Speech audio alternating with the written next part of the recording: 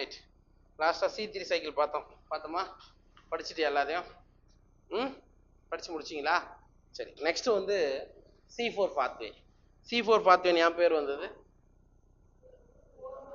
First stable compound 4 carbon compound என்னது oxalo acetic அமிலம், அதனால அதுக்கு பேர் C4 சைக்கிள் அப்படின்னு சொல்கிறோம். சரியா?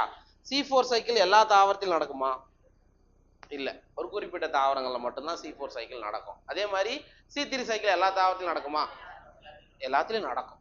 C3 சைக்கிள் வந்து கம்பல்சரி எல்லாத்துலேயும் நடக்கும். ஆனால் C4ன்றது ஒரு பர்டிகுலர் பிளான்ட்ல மட்டும்தான் நடக்கும். சரிங்களா? ரைட். அப்போ இந்த C4 பாத்வே எப்படி நடக்குது? சரிங்களா? இதுக்குள்ள எப்படி C3 சைக்கிள் நடக்குது அப்படின்றத நம்ம பார்க்க போகிறோம். இதுக்கு முன்னாடி நம்ம பார்த்த விஷயங்கள் C3 சைக்கிள் லீஃப்ல எந்த இடத்துல நடக்கும்? மீசோஃபில் செல்களில் நடக்கும்னு படிச்சிருப்போம். இங்கே வரும்போது உங்களுக்கு என்ன வரும் ஸ்பெஷலாக? பண்டல் ஷீத்துன்னு ஒன்று அறிமுகமாகும். சரியா? பண்டல் ஷீத்துன்னு ஒன்றத்தை பார்ப்போம். அண்ட் அதுக்குள்ள என்ன மாதிரியான ஈவெண்ட் நடக்குது, ப்ளஸ் மீசோஃபில்ல என்ன ஈவெண்ட் நடக்குது. புரியுதா? இது ரெண்டுத்துல இருந்து எப்படி சுகர் தயாரிக்கப்படுகிறது அப்படின்றது தான் C4 பாத்வேல பார்ப்போம். சரி, இது பாரு.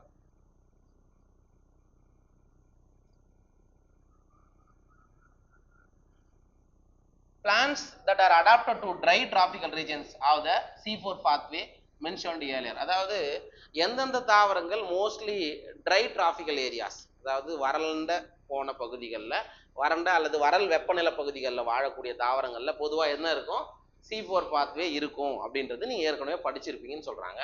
Though these plants have the C4 oxaloacetic acid as the first carbon dioxide fixation product, they use the C3 pathway or the Calvin cycle as the main biosynthetic pathway. அதாவது C4 பாத்வேல first stable product 4 carbon கொண்ட oxaloacetic acid.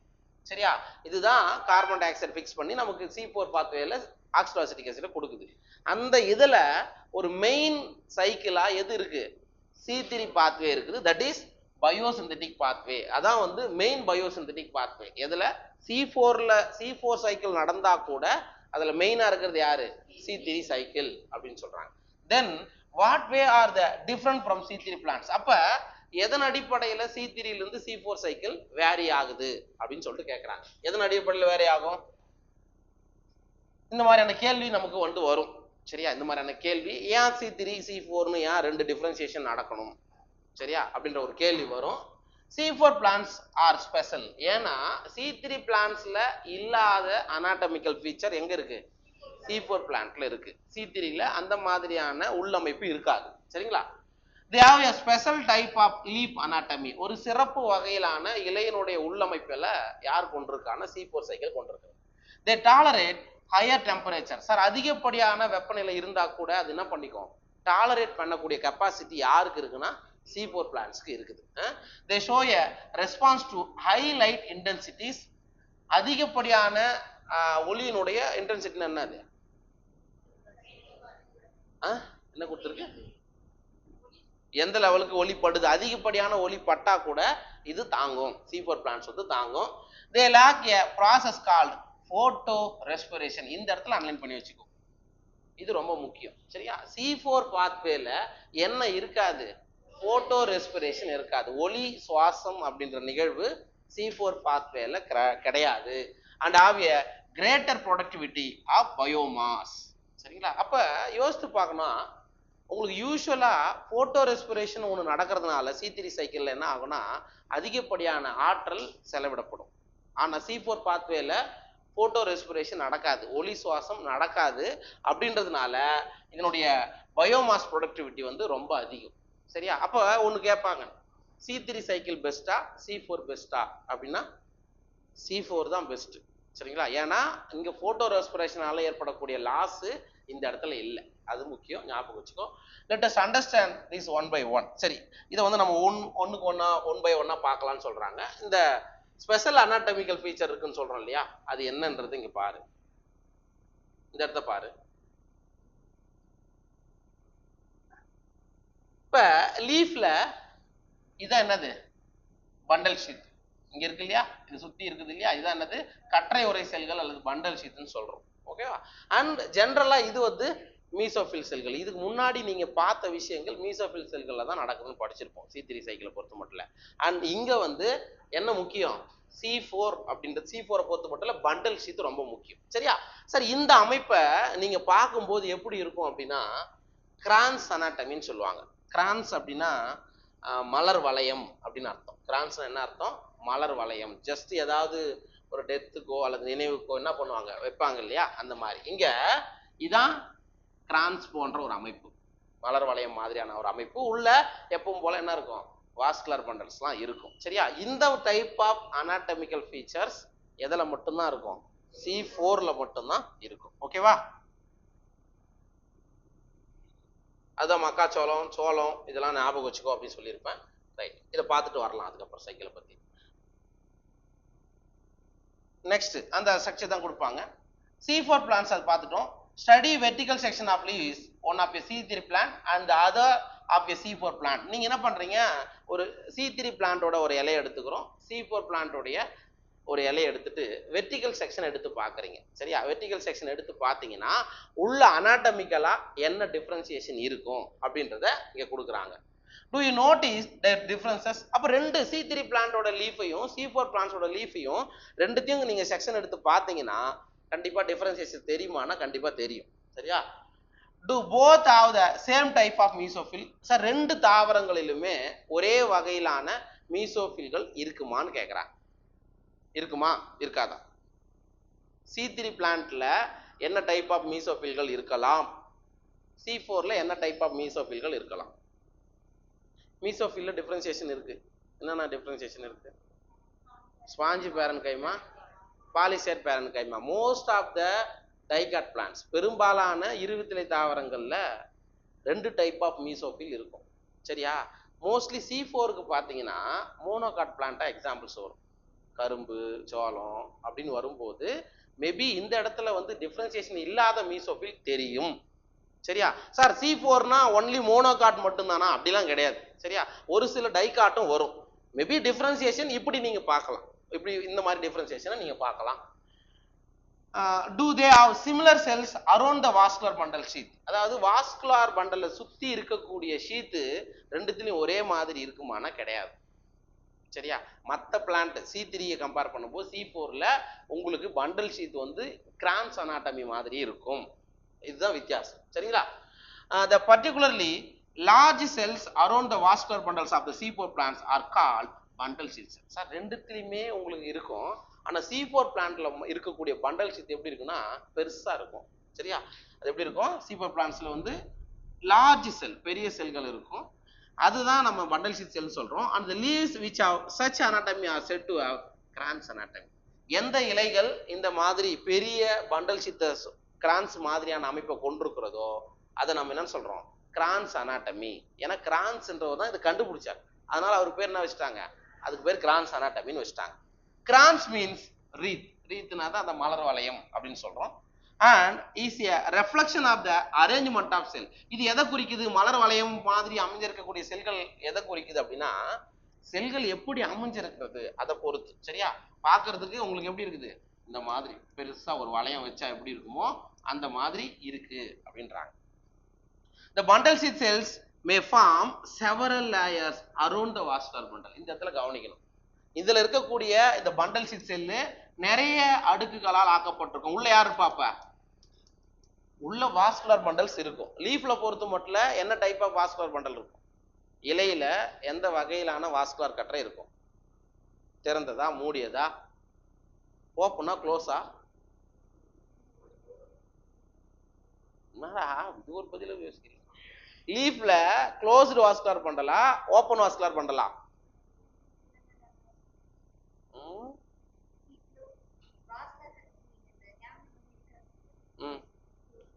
Closed vascular bundle தான் இருக்கும். இதுல என்ன பெரிய differentiation?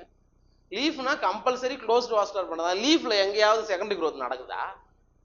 எப்பவுமே always closed vascular bundle தான் லீஃப். சரியா? அப்ப உள்ள இருக்கக்கூடிய அந்த வாஸ்குலர் பண்டலை சூழ்ந்து நிறைய லேயர்ல பண்டல் ஷீத் இருக்கலாம். C4 பொறுத்த மட்டும் பண்டல் ஷீத் இருக்கலாம். சரிங்களா? they are characterized by having a large number of chloroplasts thick walls, impervious to gaseous exchange and no intercellular spaces. எதை சொல்றாங்க அப்படின்னா, இங்க சுத்தி இருக்குது இல்லையா, அந்த பண்டல் ஷீட் செல்லு, இந்த பண்டல் ஷீட் செல் ஒண்ணுக்கு இன்னொன்னுக்கு நடுவுல கேப்பே இருக்காது. சரியா? எப்படி இருக்கும்? எல்லா கிட்ட ஒண்ணுக்கு ஒண்ணு இணையா இருக்கும், கிட்ட இருக்கும். இதுக்குள்ள என்ன இருக்கும்? நிறைய குளோரோபிளாஸ்ட் இருக்கும், நிறைய பசுங்கணிகங்கள் இந்த இடத்துல பண்டல் ஷீட்லயே இருக்கும். அண்ட் இது வழியா என்ன நடக்காதுன்றாங்க? No gaseous exchange. சரிங்களா? இங்க பாரு, impervious to gaseous exchange. சரி, அந்த இடத்துல வழியா என்ன ஆகாது? gaseous exchange பெருசா நடக்காது. no intercellular spaces. எதுல? இந்த சுத்தி இருக்கக்கூடிய bundle sheath cell C4 plants. Okay, you may like to cut a section of the leaves C4 plants, maize or sorghum. இந்த இடத்துல அனலைன் பண்ணி வச்சோம். நமக்கு NCERT கொடுத்துக்கிறது ரெண்டு பிளான்ட் கொடுத்துருக்காங்க. ஒன்று மேஸ், ஜியாமேஸ்ன்றது மக்காச்சோளம், சொர்க்கம் அப்படின்றது சோளத்தில் வரும். சரிங்களா? இது ரெண்டும் C4 பிளான்ட்டுக்கு எக்ஸாம்பிள். இந்த பிளான்ட்டோடைய லீஃபை நீங்கள் என்ன பண்ணுறீங்க? செக்ஷன் எடுக்கிறீங்க to observe the Kranz anatomy and the distribution of mesophyll cells. நீங்கள் என்ன பார்க்கலாம் அப்படின்னா, கிரான்ஸோடைய உள்ளமைப்பியல் எப்படி இருக்குது அண்ட் அதில் மீசோஃபில் செல்கள் எப்படி இருக்கு அப்படின்றத நீங்கள் பார்க்கலாம். ஓகே, அதுதான் நான் இந்த படத்தில் காமிச்சேன், அது பார்த்துருப்பீங்கன்னு நினைக்கிறேன். விட்டுரும். ஓகே, இது புரியுதா? C4 பிளான்ட் என்ன ஸ்பெஷல்னா, கிரான்ஸ் அனாட்டமி தான் ஸ்பெஷல். அதில் இருக்கக்கூடிய பண்டல் ஷீட் செல்ல என்ன வந்துடும்? உங்களுக்கு குளோரோபிளாஸ்ட் நிறைய வந்துடும். இதுதான் C4 உடைய ஒரு பெஸ்டான விஷயங்கள் அப்படின்னு சொல்லலாம். அடுத்தது, it would be interesting for you to collect leaves of diverse species of plants around you and cut vertical section of the leaves. அவங்க சொல்றாங்க, உங்க சுத்தி இருக்கக்கூடிய நிறைய பிளான்ட்ஸை கட் பண்ணி பாருங்க, இதே மாதிரியான அனாட்டமி அதெல்லாம் இருக்கா அப்படின்றத பாருங்க. நமக்கு அந்த ஃபெசிலிட்டிஸ்லாம் எல்லாம் விட்டுரு. Observe under the microscope, look for the bundle sheet around the vascular bundle. நீங்க என்ன பண்றீங்க? கட் பண்ணிட்டு உள்ள வாஸ்குலர் பண்டல்ல சூழ்ந்து காணப்படக்கூடிய பண்டல் ஷீட் எப்படி இருக்கு அப்படின்றத மைக்ரோஸ்கோப் வச்சு பாருங்க அப்படின்றாங்க. The presence of the bundle sheath would help you identify the C4 plants. அப்ப எதை வச்சு C3 C4 ஈஸியா ஐடென்டிஃபை பண்ணலாம்? பண்டல் ஷீத்தை வச்சு நாங்க ஐடென்டிஃபை பண்ணிடலாம். கிரான்ஸ் அனாட்டமி மாதிரியான பண்டல் ஷீட் இருந்ததுன்னா அது C4, அது இல்லைன்னா C3. சும்மாவே உனக்கு தெரியாது அது C3 C4. நம்ம ரெண்டு எக்ஸாம்பிள் மட்டும் தான் பார்த்தோம். இது இல்லாம நீங்க பாக்குறீங்கன்னா இப்படிதான் நீங்க என்ன பண்ண முடியும்? டிஃபரன்சியேஷனை கண்டுபிடிக்க முடியும்னு சொல்றாங்க. ஓகேவா? புரிஞ்சிச்சா இது?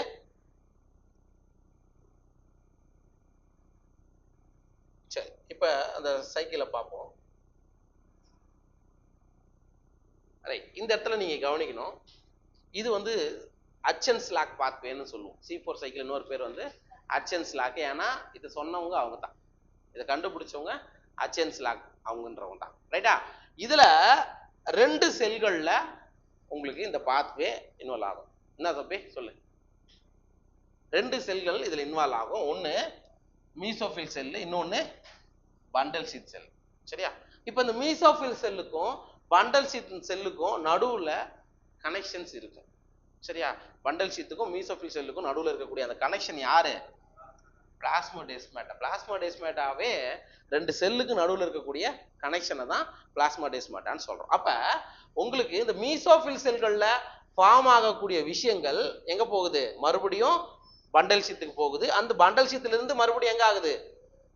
மீசோஃபில் செல்லுக்கு வருது. சரியா? முக்கியமான டிஃபரன்சியேஷன் என்னன்னா, நீங்க C3 சைக்கிள் எந்த செல்ல நடக்கும்? மீசோஃபில் செல்கள்ல நடக்கும். ஆனா C4 சைக்கிள்ல எங்க தான் நடக்கும்? பண்டல் ஷீட் செல்ல தான் நடக்கும். இது ஒரு மேஜர் டிஃபரன்சியேஷன் பிட்வீன் C3க்கும் C4க்கும் உள்ள வித்தியாசம். சரியா? ரைட். இது வந்து NCERT கொடுத்துருக்கக்கூடிய படம். இதையும் நம்ம பார்ப்போம். இது ஈஸியான மெத்தடு இருக்கு, அதை பார்த்துட்டு இது எப்படி நடக்குது அப்படின்றத பார்க்கணும். சரியா?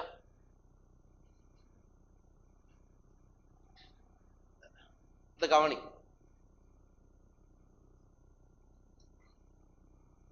சரி, இதை பார்த்துக்கோ.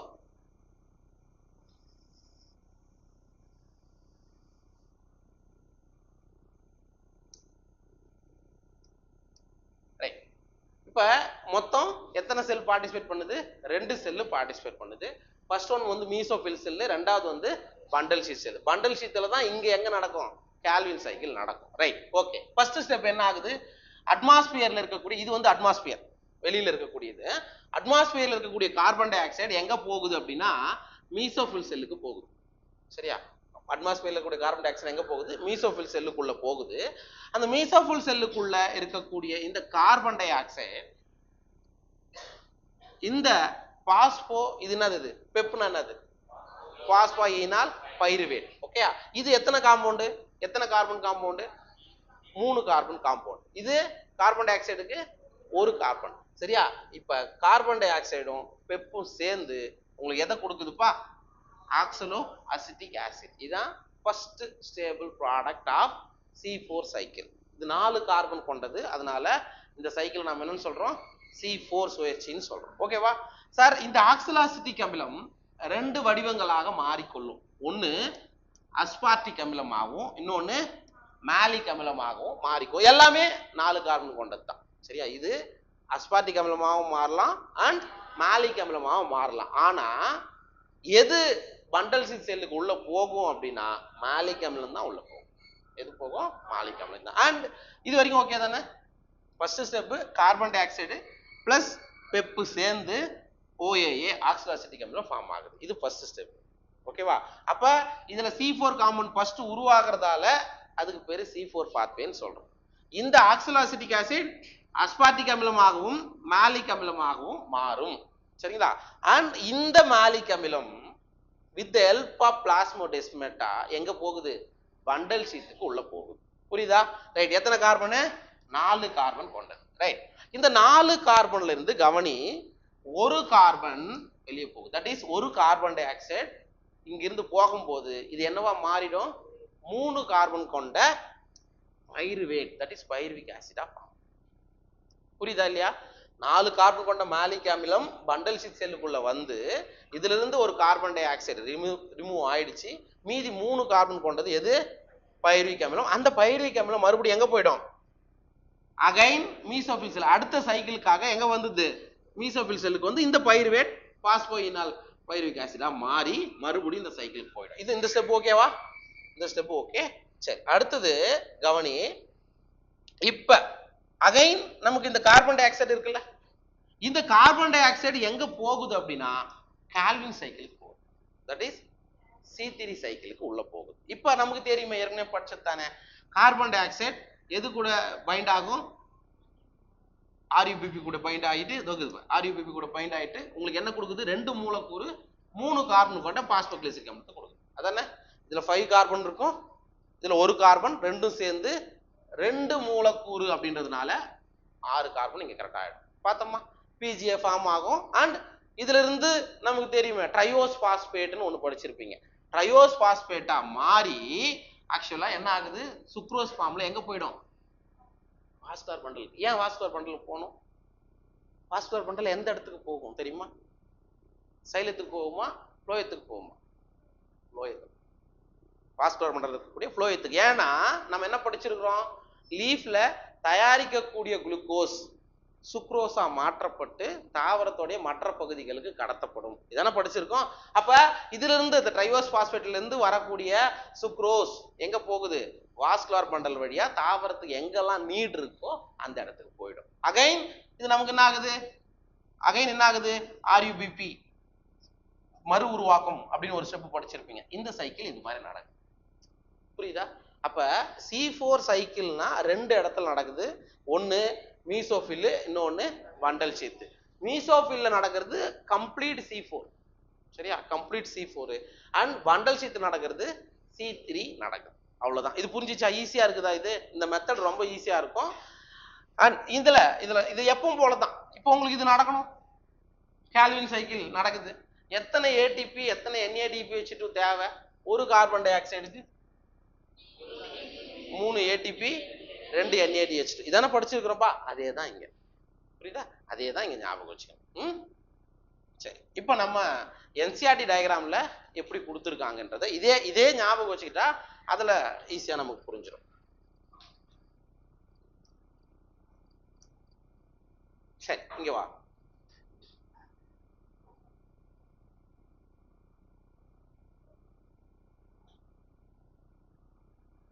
சரி, இங்க பாரு. அகைன் நம்ம பார்த்த மீசோஃபில் செல் இந்த மாதிரி இருந்தது இல்லையா? அந்த மீசோஃபில் செல்ல அட்மாஸ்பியர்ல இருக்கக்கூடிய கார்பன் டை ஆக்சைடு சரி, அட்மாஸ்பியர்ல இருக்கக்கூடிய கார்பன் டை ஆக்சைடு என்னவா மாறுது? இது என்னது? இது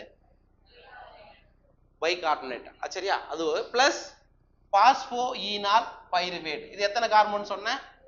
3 கார்பன். இதுல இருந்து ஒரு கார்பன், இது ஒரு 3 கார்பன் சேர்ந்து பிக்சேஷன் நடக்குது, நிலைநிறுத்துதல் நடக்குது. நமக்கு என்ன கிடைக்குதுப்பா? C4 acid. தட் இஸ், புரியுதா? நீ எந்த இடத்துல என்சிஆர்டில பைகார்பனேட்டை வந்து நீங்க ஞாபகம் வச்சுக்கணும். சரிங்களா? அப்ப C4 ஆசிட் என்னவா மாறிக்கும்? ஆஸ்பார்டிக் அமிலமா மாறலாம், மாலிக் அமிலமா மாறலாம். அது மாலிக் அமிலமா மாறிதான் எதுக்குள்ள டிரான்ஸ்போர்ட் நடக்குது? பண்டல் ஷீத்துக்கு வந்துச்சு. எங்க வந்துச்சு?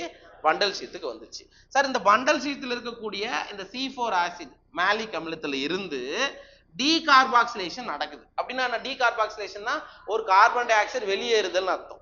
சரியா? கார்பன் டை ஆக்சைடு இழத்தல் அல்லது வெளியேறுதல்னு அர்த்தம். அப்ப C4ல இருந்து, தட் இஸ் மாலிக் ஆசிட்ல இருந்து என்ன ஆகுது? ஒரு கார்பன் டை ஆக்சைடு வெளியே போகுது. அந்த கார்பன் டை ஆக்சைடு எங்க போகுது? C3 சைக்கிள் கார்பன் பிக்சேஷனுக்கு போயிடுது. சரிங்களா? ரைட். அதுக்கப்புறம் நமக்கு என்ன கிடைக்குது? C3 acid, that is pyruvic acid கிடைக்குது. இந்த பைருவிக் ஆசிட் மறுபடியும் எங்க போகுதுங்க? ரீஜெனரேஷனுக்காக எங்க போகுது? மீசோஃபில் செல்லுக்கு மறுபடியும் வந்துடுது. ரைட்டா? அந்த பைருவிக் ஆசிட் மறுபடியும் பாஸ்போயினால் பைருவேட்டா மாறும். அகைன் இந்த சைக்கிள் நடக்கும். புரியுதா? அவ்வளவுதான். அங்க நீங்க கொஞ்சம் எலாபரேட்டா படிச்சிருப்போம், இதுல ஷார்ட்டா கொடுத்துருப்பாங்க. இதுதான் அர்த்தம். ரைட்டா? அப்புறம் இங்க நடக்கக்கூடிய காலின் சைக்கிள்ல இருந்து நமக்கு கிடைக்கக்கூடிய சுகர் என்ன ஆயிடும்? டிரான்ஸ்போர்ட் ஆயிட்டு பக்கத்துல இருக்கக்கூடிய வாஸ்குலர் பண்டலுக்கு போயிடும். ஓகேவா? ஒரு ஐடியா கிடைச்சிச்சா? ஜஸ்ட் கோ த்ரூ பண்ணு. ஏதாவது புரியலனா கேளு. இதுல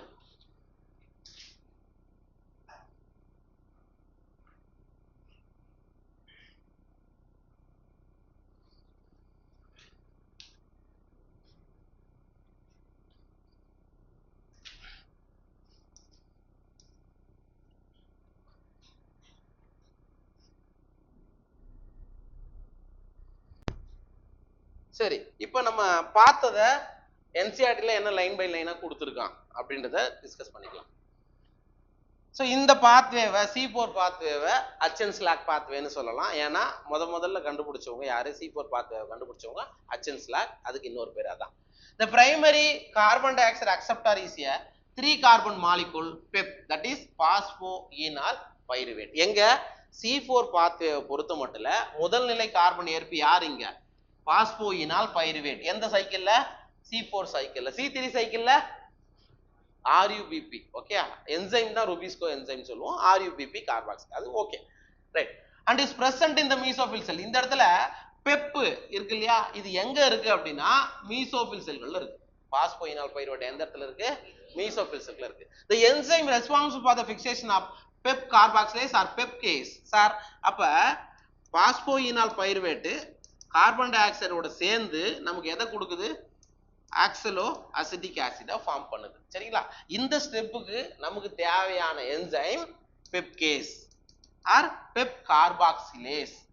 கார்பாக்சிலேஷனா கார்பாக்சிலேஷன் அப்படின்ற கார்பன் நிலைநிறுத்துதல் அப்படின்றது அர்த்தம். புரியுதா? ஸோ இந்த ஸ்டெப்ல நமக்கு பார்ட்டிசிபேட் பண்றது பெப் கார்பாக்சிலேஸ். அந்த இடத்துல C3 சைக்கிள்ல RUBP, அதாவது ரூபிஸ்கோ. சரிங்களா? அந்த இடத்துல அது பார்த்தோம். It is important to register that the mesophils lack rubisco enzyme. எங்க? C4 பிளான்ட்ஸ்ல மீசோஃபில் செல்ல எது இருக்காது? ருபிஸ்கோ நொதி இருக்காது. ஆனா C3ல இருக்கும். சரியா? அந்த இடத்தை ஞாபகம் வச்சுக்கோ. The C4 acid, oxaloacetic acid, is formed in the mesophil cell. நமக்கு மீசோஃபில் செல்ல தான் எது ஃபார்ம் ஆகுது? ஆக்சலோஅசிட்டிக் அமிலம் ஃபார்ம் ஆகுது. ஓகேவா? இந்த ஸ்டெப் ஓகேவா? ஃபர்ஸ்ட் என்ன சொல்றாங்க? Primary carbon di acceptor for C4 cycle PEP. சரியா? With the help of PEP carboxylase or PEPcase மூலமா நமக்கு எதை ஃபார்ம் பண்ணுது? ஆக்சலோஅசிட்டிக் அமிலத்தை ஃபார்ம் பண்ணுது. இதுதான் இந்த ஸ்டெப்போட இது. ரைட்டா? அண்ட் இந்த மீசோஃபில் செல்ல C4 சைக்கிள்ல இருக்கக்கூடிய மீசோஃபில் செல்கள்ல என்ன இருக்காது? ருபிஸ்கோ நொதி இருக்காது. Only for C4 plants. சரியா? ஓகே, அடுத்தது. It then forms other 4 carbon compounds like malic acid and aspartic acid. சொன்னமா இல்லையா? அப்ப நமக்கு கிடைக்கக்கூடிய ஆக்சலோ அசிட்டிக் அமிலம் என்னவாவும் மாறிக்கலாம்? மாலிக் ஆசிடாவும் அஸ்பார்டிக் அமிலமாவும் மாறும். அப்ப இட் மீன்ஸ் நமக்கு உள்ள யார் தான் போவான்னு சொன்னேன்? மாலிக் அமிலம் தான் இது வழியா உள்ள என்டர் ஆகும். in the mesophyll cells itself which are transported to the bundle sheath cell. இது எங்க போகுது? bundle sheathக்கு போகுது. அடுத்தது எது? நமக்கு malic acid வந்து எங்க போகுது? bundle sheath cellக்கு உள்ள போகுது. சரிங்களா? In the bundle sheath cell, the C4 acid are broken down to release carbon dioxide and a 3 carbon molecule. இங்க என்ன நடக்குதுன்னு சொன்ன, இந்த malic acid உள்ள போன உடனே உடைக்கப்படுகிறது. உடைக்கப்பட்டு ஒரு கார்பன் டை ஆக்சைடை ரிலீஸ் பண்ணுது. மீதி இருக்கக்கூடிய 3 கார்பன் கொண்டது என்னவா மாறுது? பைருவிக் ஆசிடா மாறுது. அதான் அந்த இது. ஓகேவா? 3 கார்பன் மாலிகுல்னா அது எதை தான் குறிக்கும்? பைருவிக் அமிலத்தை தான் குறிக்கும். சரிங்களா? The 3 carbon molecule that is pyruvic acid is transported back to the mesophyll cell. எங்க வந்துச்சு? இங்க வருது. சரிங்களா? இந்த பைருவிக் ஆசிட் எங்க வருது? mesophyll செல்லுக்கு மறுபடியும் வந்துடுது. where it converted to PEP again. மறுபடியும் இது என்னவா கன்வெர்ட் ஆகுது? இந்த பாரு, பெப்பா பாஸ்போயினால் பைருவேட்டா மறுபடியும் ரீஜெனரேஷன் ஆயிடுது அப்படின்னு சொல்றாங்க. சரிங்களா? thus completing the cycle. அவ்வளவுதான், சைக்கிள் முடிஞ்சிச்சு. சிம்பிளா சொல்லிட்டாங்க. இதை வச்சு சிம்பிளா அவங்க சொல்லிட்டாங்க. மறுபடியும் பாரு, primary carbon di oxide acceptor இந்த இடத்துல இதுல இருந்து அந்த பைகார்பனேட்டா மாறி இந்த கார்பன் டை ஆக்சைடு அக்செப்ட் பண்றது யாரு? பாஸ்போயினால் பைருவேட். இதுக்கான நொதி யாரு?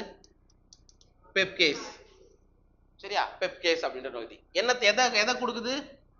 ஆக்சலோ அசிட்டிக் அமிலத்தை கொடுக்குது. இந்த ஆக்சலோ அசிட்டிக் அமிலம் எதுவாக மாறும்? அஸ்பார்டேட்டாவும் மாலிக் ஆசிடாவும் மாறும். சரியா? இந்த மாலிக் அமிலம் பிளாஸ்மாடெஸ்மாட்டா வழியா எங்க போகுது? பண்டல் ஷீத் செல்லுக்கு போகுது. சரியா?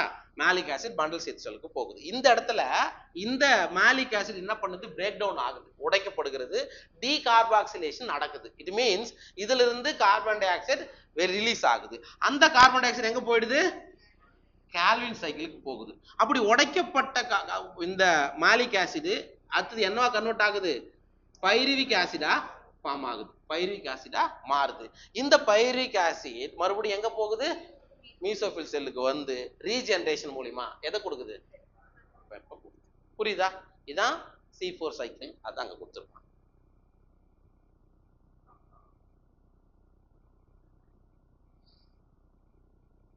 ரைட், அடுத்தது பாரு.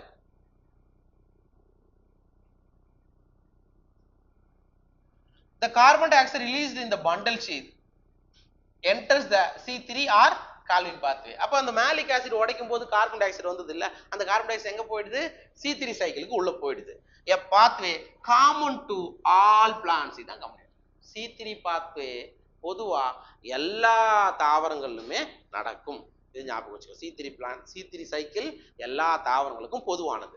The bundle sheath cells are rich in enzyme ribulose bisphosphate carboxylase oxygenase, that is rubisco. இங்க எந்த இடத்துல? C4 பொறுத்த மட்டும் எந்த இடத்துல ரூபிஸ்கோ நொதி அதிகமா இருக்குது? பண்டல் ஷீத்ல இருக்குது. சரிங்களா? எங்க இல்ல? மீசோஃபில்ல இல்ல. But lack PEPcase. ஆனா எது இல்ல இங்க? பெப்கேஸ். ஏன்னா அது முன்னாடி இருந்துச்சு. thus the basic pathway that result in the formation of the sugar. இந்த பேசிக் பாத்வே நடக்குது இல்ல கால்வின் சைக்கிள், அதுக்கான அடிப்படை என்னன்னா எதை உருவாக்குது? சுகரை உருவாக்குது. அது குளுக்கோஸ் சுக்ரோஸா மாத்தி போகும். Okay, the Calvin pathway is common to C3 and C4 plant. அதான் நான் சொன்னேன். இந்த கால்வின் சுழற்சின்றது C3 பிளான்ட்டுக்கும் பொதுவானது, C4க்கும் பொதுவானது. Did you note that the Calvin pathway occurs in all the mesophyll cells of the C3 plants? நீங்க note பண்ணிருக்கீங்களான்னு கேட்டாங்க.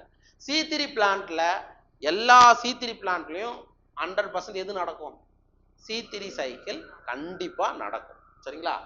In the C4 plants it does not take place in the mesophyll cells but does so only in the bundle sheath cell. கரெக்ட்டா? ஆனா C4 பிளான்ட்ல உங்களுக்கு இந்த C3 cycle எங்க நடக்குது? Bundle sheath செல் நடக்குது. எங்க நடக்கல? மீசோஃபில் நடக்கல. இதை மட்டும் நோட் பண்ணிருக்கீங்களான்னு கேட்கறாங்க. இதுதான் டிஃபரன்சியேஷன். சரியா? ரைட், பார்.